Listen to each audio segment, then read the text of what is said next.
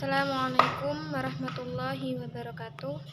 Perkenalkan, nama saya Lilis Wahyuningsih dari Prodi Perbankan Syariah 4 dengan NIM 205105010025. Nah, seperti biasa, saya akan menanggapi video dari Bapak Dr. Abdul Wadud Nafis LC-MEI dengan judul Perhitungan Pendapatan Nasional. Nah, langsung saja ke pembahasannya. Jadi, Bapak Wadud menjelaskan bahwa pendapatan nasional adalah nilai total output akhir suatu negara dari semua barang dan jasa yang diproduksi dalam satu tahun. Nah, ada perbedaan sedikit untuk pendapatan dari Alfred Marshall.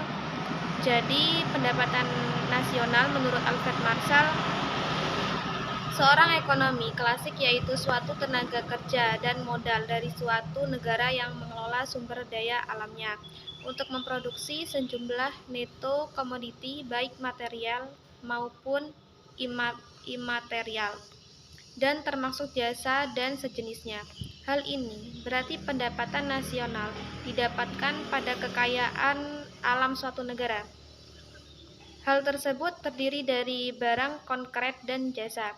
Alfred Marshall juga menjelaskan bahwa pendapatan nasional bukan semua yang diproduksi dalam satu tahun saja, karena beberapa produksi harus disimpan untuk tahun berikutnya, serta beberapa pendapatan harus dikurangi dari total depresiasi mesin produksi dalam menghitung pendapatan tahunan dan semua kerugian dalam perdagangan internasional.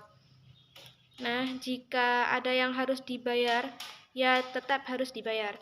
Lalu dalam submateri Bapak Wadud, pada submateri pendapatan nasional dalam perspektif ekonomi Islam, pada poin ketiga Bapak Wadud menjelaskan bahwa pendapatan nasional harus dapat mengukur kesejahteraan dalam ekonomi Islam.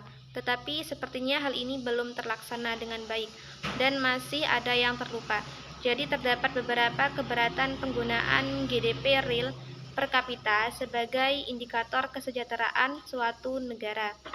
Yang pertama yaitu umumnya hanya produk yang masuk pasar saja yang dihitung dalam GNP, tetapi produk yang dihasilkan dan dikonsumsi sendiri tidak tercakup dalam GNP. Lalu yang kedua, GNP juga tinggal menghitung nilai istirahat yang pada hal ini sangat mempengaruhi dalam kesejahteraan. Nah, semakin kaya seseorang maka semakin banyak menghitung waktu istirahat.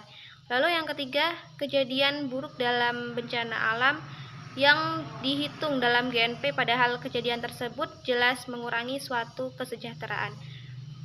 Lalu yang keempat yaitu masalah polusi sering tidak dihitung dalam GNP. Banyak sekali pabrik-pabrik yang dalam kegiatan produksinya itu menghasilkan polusi air atau polusi udara. Nah, ini jelas sangat merusak suatu lingkungan. Sekian saja tanggapan yang dapat saya sampaikan. Kurang lebihnya saya mohon maaf. Wassalamualaikum warahmatullahi wabarakatuh.